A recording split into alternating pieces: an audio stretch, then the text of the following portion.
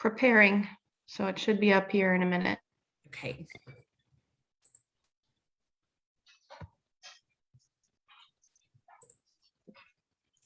Okay, we are live. Okay, good morning, everyone. Thank you all for joining us for our second iteration of our #Career Ready series. Today, we have several alumni guests who work in different fields of government. So we hope that you will pay attention and listen to their words of wisdom. I am going to turn it over and let them introduce themselves. And so we will just go in the order in which you all are appearing on my screen, because I do believe that is what is being shared on Facebook. So we will start with Taylor and then go to Amy, then Alex and Daniel. So Taylor, if you wouldn't mind just to share a little bit about who you are, maybe what your major was when you were at Georgetown, and what you're doing today professionally. All right. Good morning, everyone. I am Taylor Burchett. I graduated in 2016. I was a history major, involved in the band and the Math Crafters. I was an Oxford honors student. Lots of stuff going on while I was there. Today, I am a community development planner for the Green River Area Development District. So that's kind of a fancy way of saying I write grants for my cities and counties in this region. Hi, I'm Amy Cubbage. I graduated, I think I may be the oldest in this group, way back in 1994 with a history and philosophy major. After that, I went to the University of Kentucky College of Law and graduated there in 97. I was in private practice for 23 years, but during that time, I represented a lot of governmental entities and decided I wanted to finally make the leap myself. So in 2020, I joined the Kentucky Labor Cabinet as general counsel, then deputy secretary. Then I worked for about a year as general counsel to Governor Beshear, and I am now vice chairman of the Kentucky Public Service Commission. And what we do is important, but kind of arcane. We actually rule on your utility rates. So we sit as a 3-judge panel and we hear utility cases. So that's what I'm doing now. All right. Good morning, everybody. Thank you, Faith, for the invitation. I'm honored to be here and alongside such rock stars in government. Appreciate you all. I'm Alex Cottle. I live in Henderson, Kentucky, in the western part of the state. And currently, I am a field representative for Governor Andy Beshear and the Department for Local Government, and represent over 20 counties in the far western part of the state. I graduated in 2016 from Georgetown College with Taylor. And I graduated with a degree in political science and a minor in theater.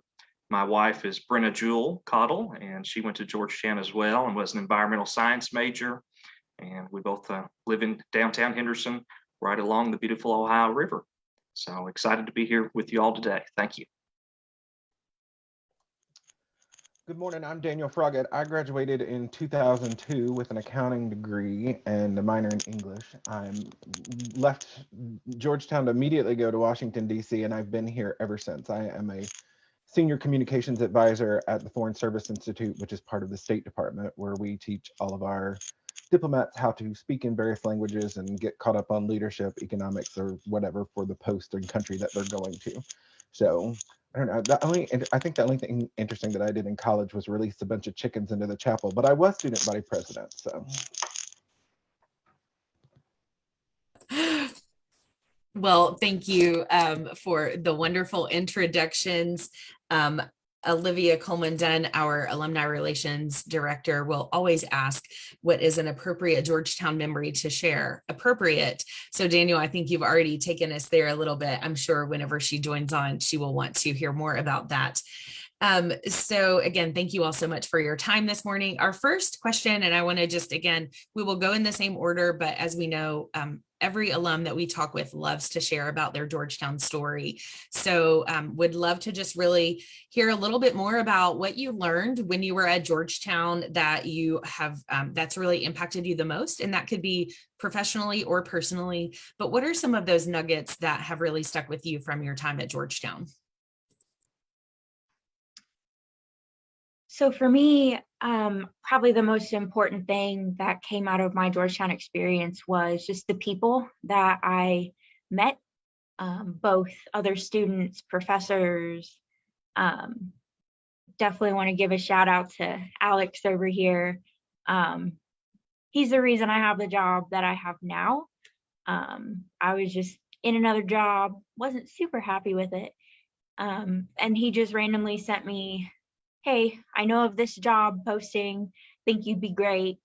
I will be a reference for you. So I jumped on it and worked out, love it here. So definitely, it was definitely the people. Like, of course, I learned all about history and English and, you know, all that official stuff, but it's really the relationships that I made that have just been instrumental in literally everything else I've done since I left Georgetown. So love the people. Definitely the best thing about Georgetown for sure.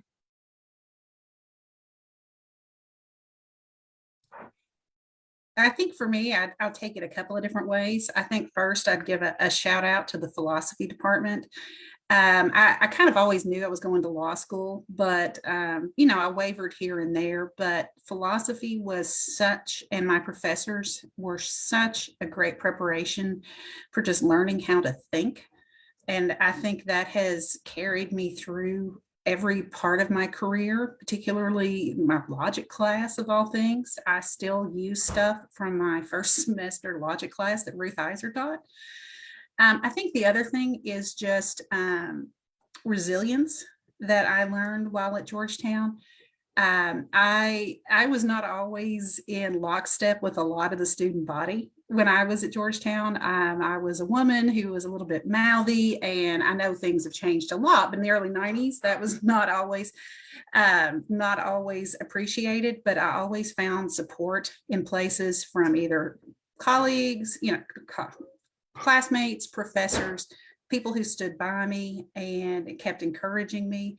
So that got me through, I think, a difficult law school experience where, though I did well, again, my law school class was only 30% women. There was a lot of hostility even then to women in law school and even in my career. So some of those relationships, like Taylor said, at Georgetown, that helped buoy me in the early days and helped get me through some things, such as when I'd write a controversial column in the Georgetownian or something, that really prepared me to tough it out in my law career. Well, I learned a whole bunch at Georgetown, and probably the most important things for me, kind of building on what Amy and Taylor both said, was the sense of community, collaboration, and the importance of service. I was involved in all kinds of things, both on and off campus, whether it was student government or religious life or political campaigns out in the community. But theater was the big key for me, even though I wasn't a theater major. So Georgetown really, it helps you build that community, and my community was in the theater and all those other organizations that I was involved with. Dr. Ed Smith, he would always say that theater was the most collaborative art form, and it's true in my opinion. The way we work together and learn to create something beautiful and all learn the different aspects of it was really important, and that's something that's translated into my work life and everything I do today. I've made lifelong friends with Taylor and my former student classmates, but also people in the community of Georgetown and Scott County too. I really encourage you to venture out and get involved in the larger community in one way or another, whether it's volunteering with something you're passionate about or something else, going to a local church, something like that. And the way Georgetown's structured, it really emphasizes the importance of critical thinking and those life skills, which are so key today.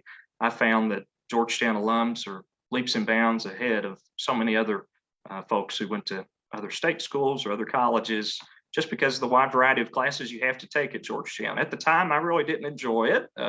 Amy, I didn't really care for philosophy classes. It was a little above me, to be honest. But looking back now, it really made a difference in my life. And creating that ability to think critically is so important.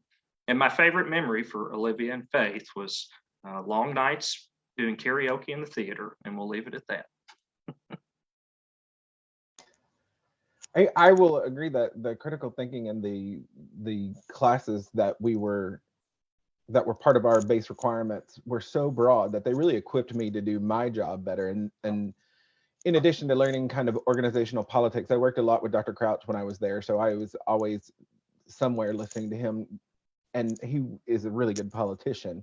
So it was a great learning experience on that front. But my religion classes truly shaped my faith and moved me down a different path and understanding my walk with Christ. So that was a really big contribution in my life coming from college. And it's not something I usually talk about a lot publicly, but I think looking back 20 years later now, that the way that religion was taught when I was there, it really did help you open up and understand exactly how to find guidance in life from your faith. And that's been really beneficial. Outside of that, I mean, our professors are unique. The relationship that we have with our professors is lifelong.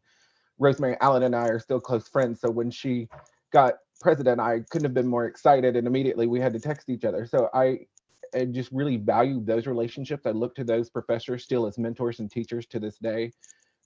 Whether it's Suzanne Peel, and I think she's retired now, but Barbara Birch is still on campus, and Jim Clotter, all of them are just such great people, and they remain part of your life. Your education doesn't end when you leave Georgetown, and I don't know that there are a lot of colleges that can say that, but bottom line, our liberal arts education really prepares us to go into any career, regardless of what our major was. Because we have such a diverse background in education, we can go anywhere. So I went from being an auditor in the federal government to being an event planner at George Washington's home, and now being a communications advisor. So I didn't feel like at any point I wasn't equipped for any of those jobs, because Georgetown really gave us such a great base foundation. Thank you so much, all of you, for your words. And Daniel, I appreciate your sharing about the way that Georgetown has impacted your faith. I think that is something that is so critical as we think about my role and we think about our role in the college of really helping students find their calling and their vocation. And often you might find yourself in fields where that isn't something that you're talking about on a daily basis, but is still so crucial to kind of your worldview and how you approach your work. So I appreciate all of your comments, and there are some great comments on Facebook. So thank you. One from President Allen as well. So thanking you all for your participation today. So we are going to transition to our next set of questions, which really is telling us a little bit about your professional journey and also your personal journey. If we know that those things are so integrated together, it's really difficult. I think there's a lot of talk about work-life balance. But in my experience, it is really about integrating the two, because we are holistic beings. And so it's very difficult, while there are definitely ebbs and flows in which our work might take priority or our family might take priority.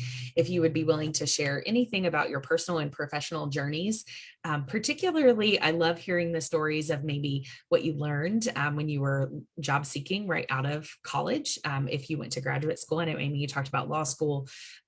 Taylor, you've mentioned kind of some of the relationships and networking that helped you get to the places that you are today. So that's where we're going to transition our time to talk a little bit more about your experience. And again, for those who are watching on Facebook, if you have questions for our guests today, please share those in the comments. And after this section, we'll take a moment to make sure that we're addressing any questions that are asked. So Taylor, I'll let you start us off.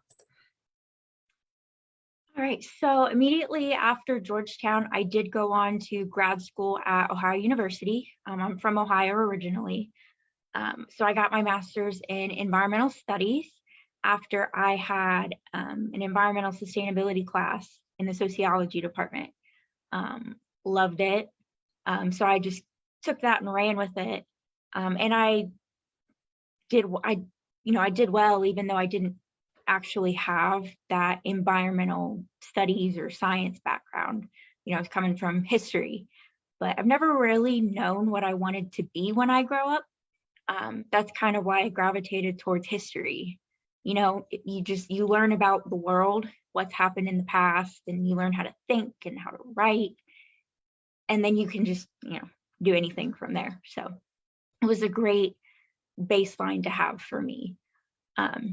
my senior honors thesis at Georgetown was on environmental consciousness in the Olympic Games, which the Olympics are starting today, in case you didn't know. And so that, again, kind of led me towards the environmental studies master's degree, which also led me to an internship with the Sports Environment Alliance in Australia. So I got to go hang out in Australia for summer, learn all about the great things that sports are doing over there to address water use, energy, waste, all that fun stuff. Unfortunately, after grad school, I didn't do so well finding a job. Luckily, my parents were happy to have me back home, just chilling on their couch for a while. And then I did bounce around to a couple other friends' houses that I met, friends that I made at Georgetown. Lived with one of them, one friend for about 6 months, worked like a part-time retail job. And then I decided out of the blue to join the Army Reserves. So I do have that going for me too. And then that kind of led to another job, a civilian job with the Army. So I moved up to New York, Fort Drum, worked there for about a year, went to basic training. The two jobs were unrelated other than just both being for the Army. But New York was quite a change. I had gotten pretty used to Kentucky and the good old hospitality. Everyone's friendly in Kentucky. Wasn't quite like that from my personal experience in New York. But that's when Alex called me up and said, "Hey, I got a job I think you should apply for." And that's how I ended up back in Kentucky. Thank goodness. Love it here. Don't ever want to leave.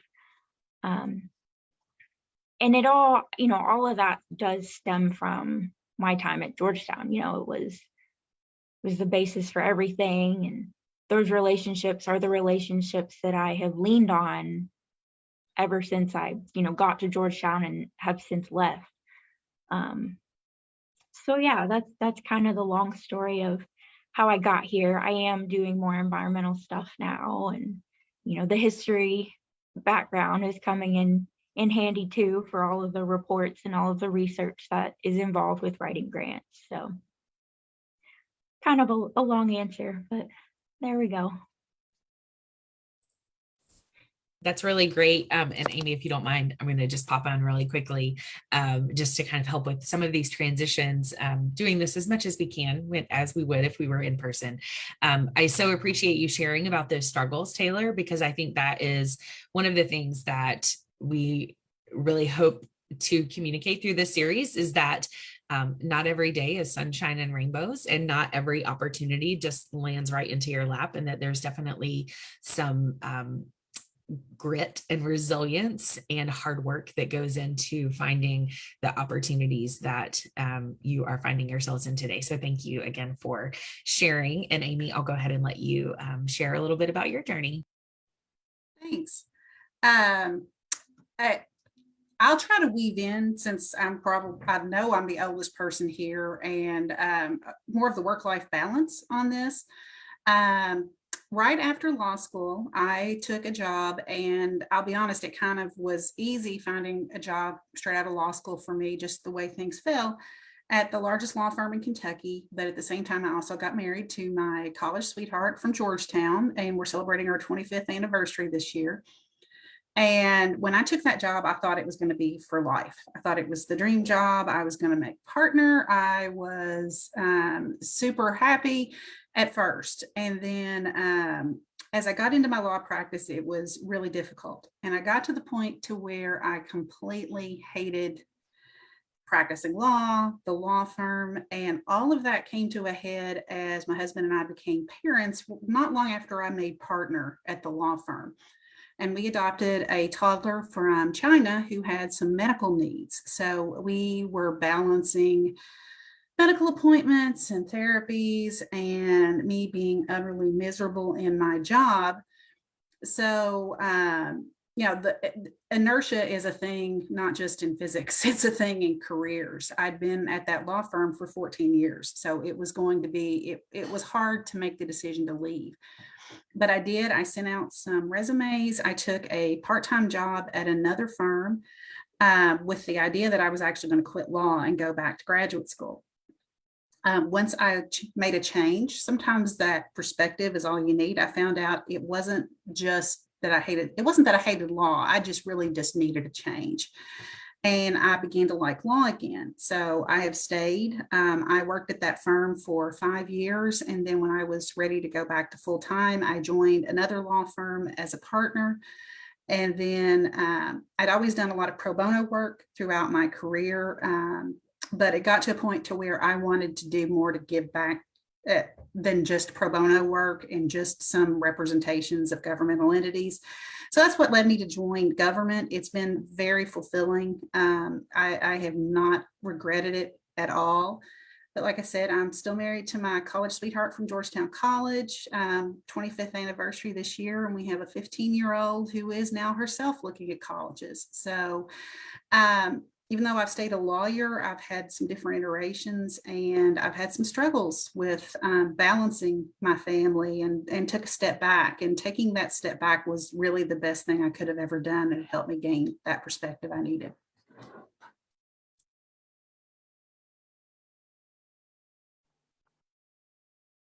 Okay, well, after I graduated, I came home and worked on 3 state legislative campaigns in Northwest Kentucky and 6 counties. And that was certainly an interesting experience. And I'd worked on campaigns when I was at Georgetown, so that translated pretty well when I moved back home.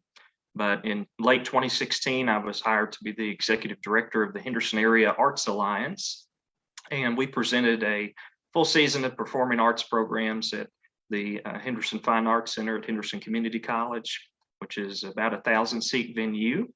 And it was an incredible opportunity for me. I got to meet all kinds of famous performers and traveled across the country to different conferences and things like that. But everything I did in theater at Georgetown in that little black box that can barely hold 100 people prepared me for that role at a 1,000-seat venue. So I really enjoyed that opportunity. I felt like we grew the organization, managed about a $500,000 budget, which may not seem like much, but at the time it was one of the largest nonprofits in Henderson County and Western Kentucky, and also gave me the opportunity to be more involved in my community locally. So since then, I've been the president-elect for the Henderson Rotary Club and served on several boards in the community, whether it's the Boys and Girls Club or the Ohio Valley Art League, other community groups too.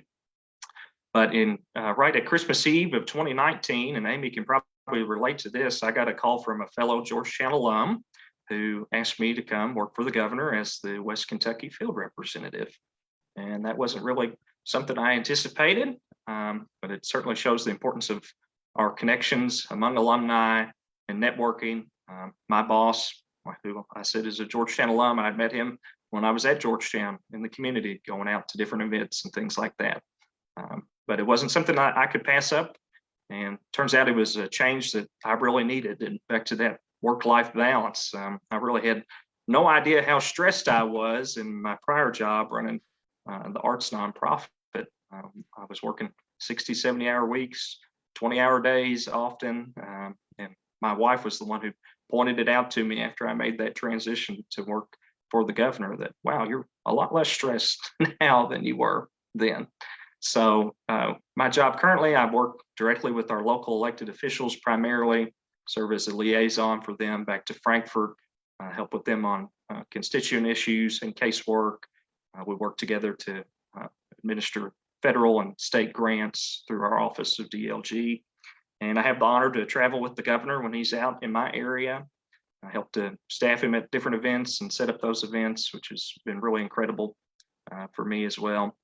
And certainly something we didn't expect was the COVID-19 pandemic. So being flexible with that. And Amy, again, was a rock star dealing with all the stuff she dealt with on the administration side through that pandemic. And now for me, the recent tornadoes in Western Kentucky certainly changed my work life and everything that we do. So being flexible, being adaptable to what you do, but it's been an honor to serve the people of Western Kentucky, and really now when they need our help the most, we try to be there for them. And I have the privilege to work closely with Taylor too, in all of our area development districts. And a funny story for you all, I had applied for a job a few years ago at her agency and they wouldn't hire me, but they accepted my recommendation when I recommended Taylor to them. So you never know how things will come full circle there for you. Also, I just started my Master's of Public Administration through the University of Southern Indiana. So that's keeping me busy now. Well, when I was in my junior and senior years of college at Georgetown, the world kind of imploded, especially for an accounting major. The Enron scandal happened. So Anderson, which was the world's largest accounting firm at the time, folded. And Congress set about creating all new laws on how accountants needed to be educated and how they needed to work. So that was a little bit of a shock. And then September 11th happened. So it was a completely different world. And I wasn't sure that I wanted to be an accountant anymore, but I was there, and I'm sure many of you are there on scholarship. Georgetown's not the cheapest school to go to, but I was fortunate to have much support both from the college and through other scholarships to be able to be there. But that 5th year to change my major was not in the cards for me. So I was going to stay and work for Georgetown, but with the market impact of both Anderson and September 11th, the endowment wasn't doing as well as we thought it would. And so President Crouch was like, go over and talk to the Career Center. And the Career Center actually got my job for me.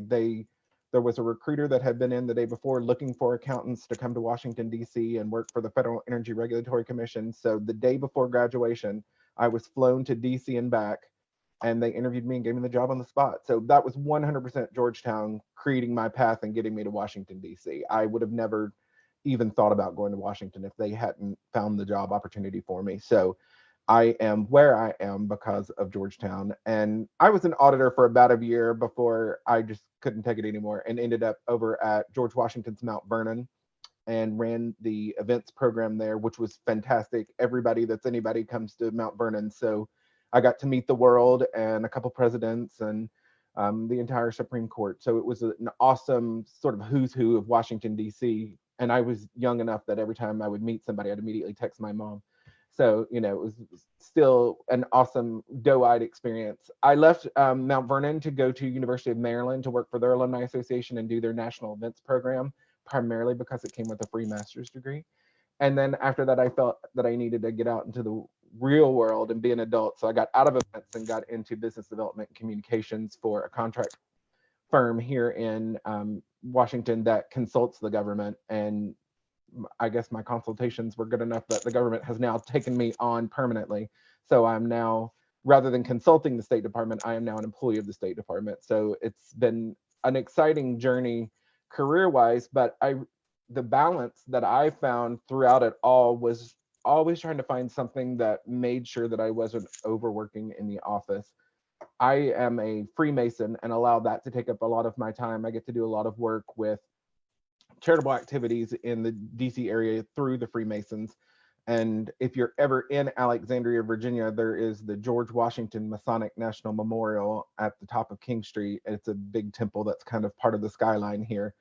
I got to be in charge of the lodge that runs that building. So it's been a great journey for me, and I get to have a lot of interesting and weird experiences, but take advantage of everything that comes along. When I worked at University of Maryland, I was offered a position on the Romney campaign just to come out for a couple of weeks and run an office during his presidential bid and in 2008. So that was a fantastic experience. Everybody should work on a presidential campaign once, and then you never have to do it again. And along the way, I've been an election chief here in Arlington. I've helped the local theater build sets. Like, don't ever turn something down. Go try new things, get out there and make your life interesting. So it's not just about your 9 to 5. Try and figure out what that Saturday weird thing is that you're going to do to make your life a little bit more interesting. That's how I've been able to maintain balance. Such great information, you all. I appreciate your insight and I love it. Get out there and find that weird thing that's going to help you create balance. What great advice, Daniel. I'd like to invite Olivia Coleman Dunn to join us. She is on our Zoom now, and just give her the opportunity to ask any questions or share her thank yous for your attendance. Olivia, if you want to turn your video on. you are welcome to do so. Thanks for being with us today. Good morning, everyone. Thank you, Faith. Thank you, Stephanie. And thank you to Taylor, Amy, Alex, and Daniel. This has just been an amazing hashtag Career Ready series, and just being able to hear the wealth of experience and knowledge that you all have has just been so exciting. For me in particular, want to thank Alex. Alex is a member of our alumni board, and just appreciate you so much for all that you give back to Georgetown. But all of you, I thank you for giving your time and your talent and your treasure to Georgetown. And I've said this before, but a lot of times we talk about treasure and we think about the financial aspect of that. But what you all are doing right now, that's your treasure. And thank you for giving that back to our institution and to our students. I appreciate it so much. Amy, happy anniversary. That is wonderful. I love that you and your tiger bait are coming up on 25 years, you said 25 years of marriage. That's beautiful. Just congratulations to you for that. And I just thank you all so much. If there's anything that the alumni office can ever do for you all, please let me know. And I apologize for just now hopping onto the Zoom. I've been watching it on Facebook Live on the Graves Center page. And it's neat to be able to watch you all do what you do. So that was a neat experience for me. But Alex shared his favorite Georgetown memory already, one of them. And so I don't think I got to hear from Taylor, Amy, and Daniel, but if you all don't mind to share what your favorite Georgetown memory is that you feel is appropriate, I certainly would love to hear it. It's really hard to pick just one memory.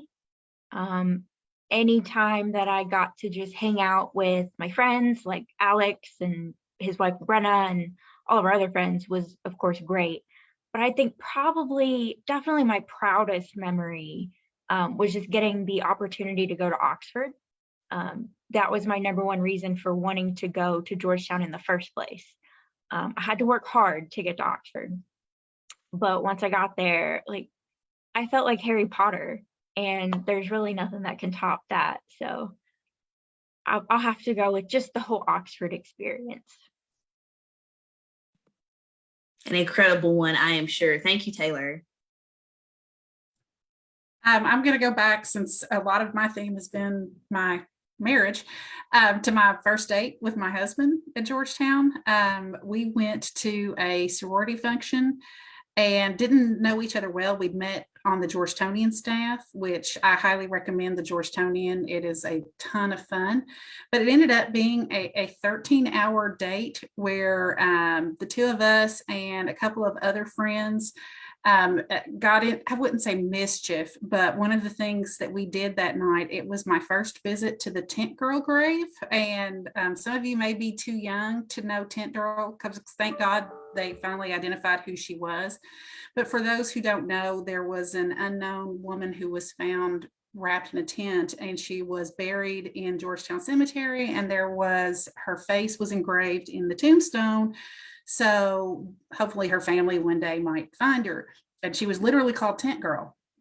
It was kind of a thing to sneak in the cemetery in the middle of the night and see Tent Girl. So we did that on our first date. Our first date was to go see Tent Girl. So 25 years later, here we are. So that's I think one of my fondest memories that I can actually tell. That's a great memory. And man, a 13-hour first date. That speaks to maybe some of the longevity you have of your 25-year marriage. So Daniel, Laura Owsley has commented on our Facebook page that she knows your favorite memory. So you alluded to this in your introduction. So we are all very excited to hear more about your favorite memory of Georgetown. Let's say it's my favorite public memory. I will say I'm an identical twin. So when I went to college was the first time that I didn't have my clone sitting next to me everywhere I went, and I was a nerd. The quick recall team, GCAT's what it was when I was at my first birthday party alone without having to share one with my brother was done by GCAT. Outside of that, there's not more that you can know about that event, except for it was awesome and they were super great about it. But our senior year, because you've got to do some type of senior prank, one of my friends, when he was in high school, Billy Brink, he graduated with me in 2002. He and some of his friends got these little piglets and released them in the hallway of their school. And they released 4 pigs, but they numbered them 1, 2, 3, and 5 so that everybody's constantly looking for pig number 4. And I'm like, well, we can do that.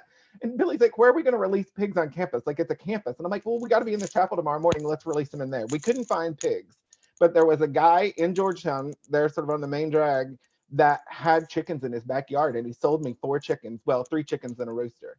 And we made little capes for them, 1, 2, 3, and 5, and snuck them in. We broke into the chapel, which I don't even know if you can do it anymore. I haven't looked at the chapel to see if it's been updated, but we went in through one of the classroom windows downstairs and snuck the chickens upstairs. And when we got to chapel the next morning to practice for baccalaureate, these chickens started jumping over the seats. It was hilarious. The worst part about all of it was Dwight Moody was dean of the chapel at the time. And the next day at baccalaureate, in front of God and my grandmother, he gets up on stage and talks about, he like tries to make this little parable about birds and hearing things from nature. And then he calls me out there in front of everybody that Daniel Froggatt put chickens in the chapel. And I was like, Billy didn't go down for any of this, just Daniel Froggatt. So how he found out it was me, I do not know, but it is a fantastic memory. And I hope that the chapel is much cleaner than what it was when we were there releasing chickens and letting them run around and cause a mess. But I'm sure that there's other things that I did, but Amy's 100% right. Join the Georgetownian staff, get up there, and well, I don't know, it's still in the attic of the chapel. That's where it was when we were doing it, and I loved it up there. So I love it. I love it. I think I had not heard that story before, Daniel, about the chicken. So Laura Owsley, aka LO, is indeed absolutely right. That's one to remember right there. But but thank you all so much. I appreciate you all giving your time, talent, and treasure to GC, and thank you all for sharing some of your GC memories with us.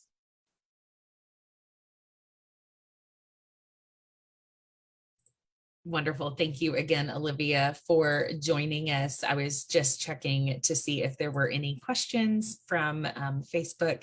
Again, I know that Dr. President Rosemary Allen is grateful for you all spending your time with us this morning, as LO was as well. So we are so grateful. Is there anything else? I think often when we are working with students, and in my own journey, I often say, it isn't a straight line, right? It is a bunch of squiggly lines to get us to where we are today. And you all have shared so greatly about your own squiggly lines that have gotten you to where you are today. But if you were looking back to your college age self, what advice would you give yourself? What advice would you give yourself? And maybe what advice would you give current students today about their time? And so we'll just finish with this question. So Taylor, I'll let you begin. So I would actually tell myself to just chill out a little bit. It's always been just go, go, go, gotta do this, gotta do that. And everything has to be perfect. And, of course, everyone wants everything to be perfect, but it's not always, like after grad school, when I was sitting around at my parents' house for almost a year, everyone kept telling me, just relax, just enjoy this time. And I had a lot of trouble with that. So I would definitely tell myself to just chill, enjoy every day, enjoy the quiet times and the fun times, and maybe don't enjoy the bad times, but just live through them. And one day you'll look back at them and say, okay, that helped me get here. So definitely would tell myself to just take a couple deep breaths. It'll be okay.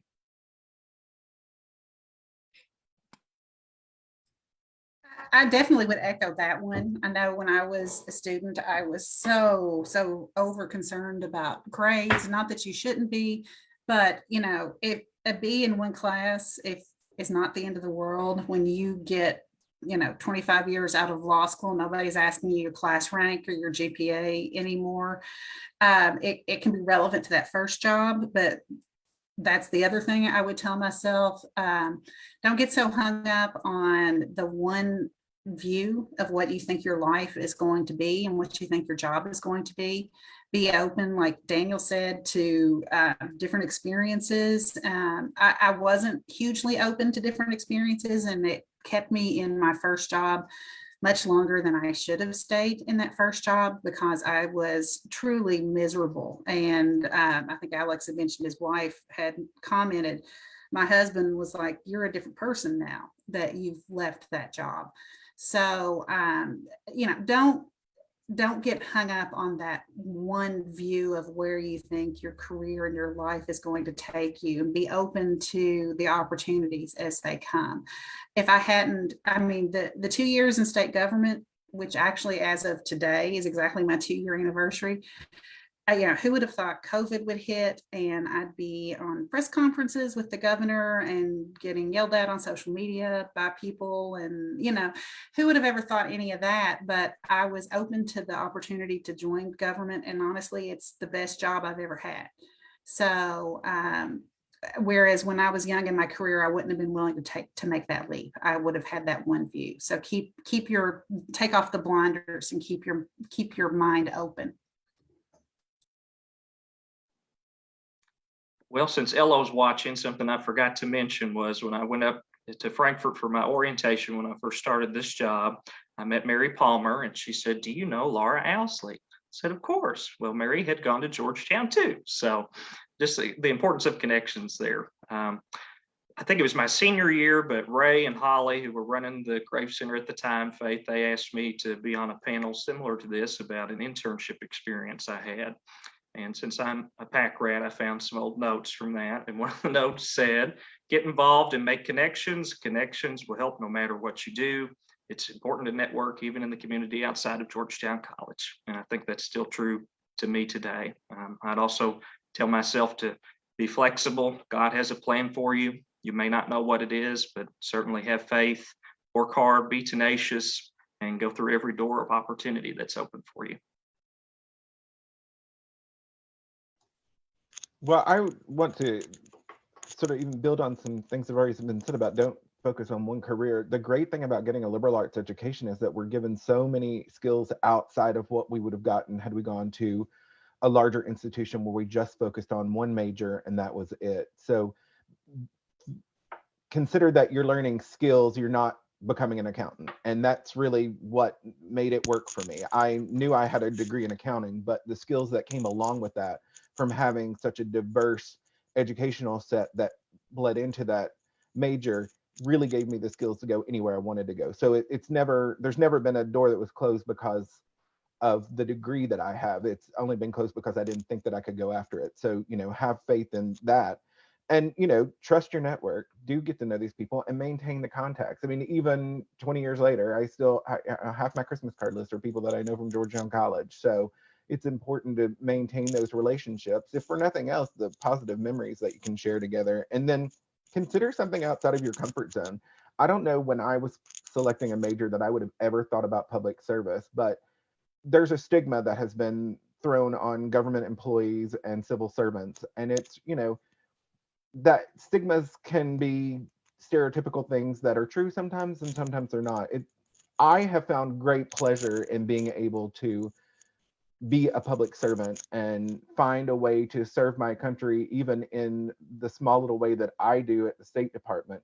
And everybody on this call is helping our fellow citizens in some way. And don't discount a government position when you're looking at career paths. Every expertise, every type of job exists somewhere in our government. So look at that as an option and a pathway. I mean, the State Department's about to announce a huge hiring push for foreign service officers. You can be an accountant for the State Department in Mumbai if you want to come be a foreign service officer. So there's always options out there, and look at all of the ways that you can go. Get out of Kentucky. Don't just stay at home, try something new, and you'll only be the better for it.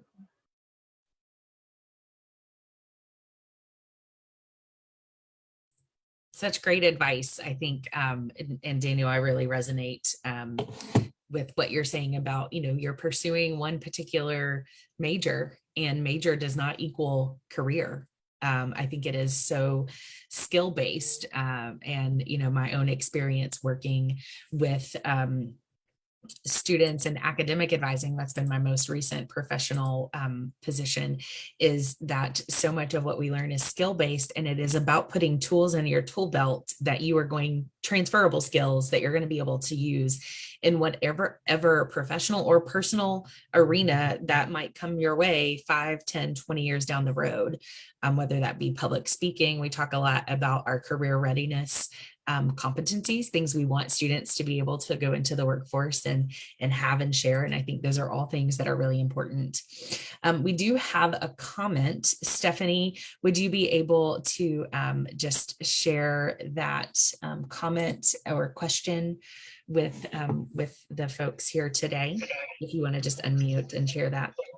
Yeah, absolutely. So our question, how did you maintain whenever you would get overwhelmed? How did you maintain your emotions with that? And Tiana says, sometimes the workload gets to be too much, and I feel like we steer away from the main focus by having to focus on so many other smaller focuses. So what would your advice be for that sort of issue?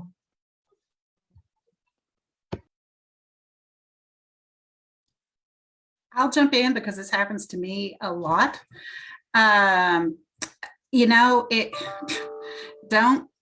discount the benefit of a good cleansing cry. I don't say that flippantly, because I'll admit I've had those periodically. Sometimes you just have to call a complete stop.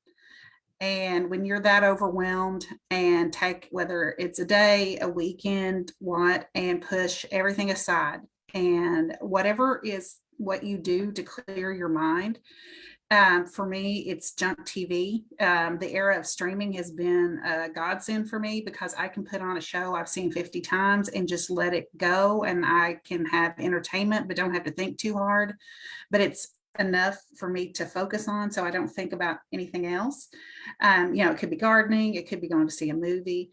And a lot of times, after you've had a chance to just kind of reset your brain, you can figure out how to focus and attack all that stuff that's there. Because when you're in the middle of it and it's biting at you, it's sometimes hard to know where to take that first bite of the elephant, so to speak. I'll say, consider the perspective. 90% of the pressure that's being put on you is being put on you by yourself. It's not being put on by the person asking you to do something. So just step back and see, what is the question that I'm actually being asked, rather than look at all this stuff I have to do and this is one more thing. Just try and simplify things down to, what is the base thing that's expected of me and how can I accomplish that? And then once you figure out how to accomplish it, you can spruce it up with all the things that I kind of think we're trained to do at Georgetown, to go a little bit further, do a little bit more research, add a little bit more to this project, be the 110% student. We carry that into our workplaces as well. And it serves us sometimes to move ahead, but sometimes we're stressing ourselves out. So it's a lot about stepping back, get that perspective, make sure that you're not the one creating stress for yourself. And then if someone else is creating the stress for you, never be afraid to have that communication. I think especially in the workplace, sometimes we're afraid to say, hey, I'm not capable of delivering on the level that you expect me to deliver based on my understanding of what you want. That kind of conversation with your boss builds a greater relationship and gets you further down the line than failing on hitting a deadline or killing yourself to hit that deadline. Because when you're killing yourself to hit the deadline, your quality of product is not going to be that great. So. Yeah, and I'll just add to that, don't be the person who speaks up, because so many people aren't. And yeah, sometimes it can get someone cross with you, but you are much better in the long run if you speak up and say, hey, I've got too much on my plate and all of it none of my work is going to be acceptable if we don't readjust this. And I feel like I was always the one speaking up, and I think it served me well in my career, and it has to this day. And it wasn't always easy. It's easier now because I've been doing it for 25 years.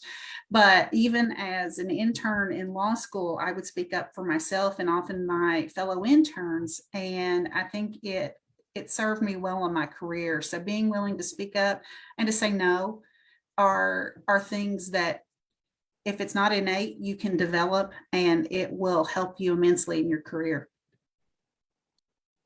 Alex, I think you're unmuted. Did you want to comment? We do have one more question, Sure. but Alex, if you want to go ahead and comment on this one. Well, real quick, building on what Amy and Daniel said, just step back, recenter, find whatever it is that can help you do that. For me, it was going to the theater, just a quick memory. My faith is important to me. I think I already mentioned that, but I was at Georgetown when Doc Birdwhistle passed away, and he was a great friend and mentor to me, this crazy Catholic kid, and he's the Baptist minister. He just encouraged me in everything I did. So when he passed away, I had a tough time with that, and I walked down to St. John's Church right there on the corner of campus and went in and prayed, and it turns out a local parishioner was there, and he walked up, didn't say a word to me, and gave me a cross that I have hanging behind me now still. So just the importance of faith and finding those things or those people that can help you recenter, to refocus and calm you down. That's important. Yeah, that's a great word. So TJ has asked, and this is specifically for Amy. I'm also a philosophy major and planning to attend law school and perhaps work in government or public policy. What is the best advice you would give someone who's planning a career similar to yours? I would definitely pursue internship opportunities during law school. There, you've got 2 summers in between your 3 years of law school. There are a lot of great internship opportunities, both with governmental agencies and non-governmental organizations that work a lot with government. I know sometimes finances can be an issue because they don't often pay a lot. That was a barrier for me when I was in law school. I needed to make more money during the summer. But if you can swing it at all, I would do that. It'll give you a leg up when you're applying after law school, but they do pay. So it's not like the bad old days when you were expected to do it for free. Thankfully, the laws have changed, and it may not be a lot, but you will get paid for most of these internships. And that way you can see if you like it. I mean, but then again, if you take a job out of law school, you're there for a couple of years and don't like it, it's okay to change. That's something I wish I had realized earlier, but that first job doesn't have to be the rest of your life either. But those internships can be a great taste. Wonderful. Thank you so much, Amy and Daniel and Alex and Taylor, for your time today. I think this has been such valuable information. And also, Amy, I am also glad those laws have changed. Just a plug for the internship opportunity. We are always welcome to help you find internships, work with your advisor or your faculty member on that. And again, thankfully, the labor laws have changed in that you are required to receive something in turn for the work you're doing for our company. So whether that is payment via hourly, a stipend, or academic credit, if you're interested in academic credit, please come see us. We can talk with you about how to do that. There's also information on the Georgetown College portal. If you click on departments and Center for Calling and Career, you'll be able to find that information. This is, again, has been wonderful. Thank you all so much. Please feel free to continue to ask those good questions in the comments. I'm hopeful that maybe our presenters will be able to go back in and respond as they can. I do want to share the Nexus code. One quick thing with this, there was a little bit of a glitch in the Nexus system, so I'm going to give you the code, and Stephanie will put this in the comments, but you will need to email registrar@georgetowncollege.edu to receive your credit today, and that code is 556961. So email registrar@georgetowncollege.edu with the code 556961. So again, thank you all so much for being here today. We greatly appreciate your time, your treasure, your talent that you have offered us today. And so on behalf of Alumni Relations and the Graves Center, we appreciate you and are grateful for your contributions today. Thanks again, students and faculty, Dr. Allen, LO, all the other students that popped on, and we appreciate your time as well. So have a wonderful day, stay safe and warm. And our next hashtag Career Ready will be this upcoming Tuesday at 11. We will be talking about science. We have some folks who work in science. So hopefully we will all be safe and warm and have our guest with us via Zoom, and students, you will be able to join us in Jones Hall Nelson Tuesday, February 8th at 11. Bye, friends. Bye. Thank you all again. Thank you.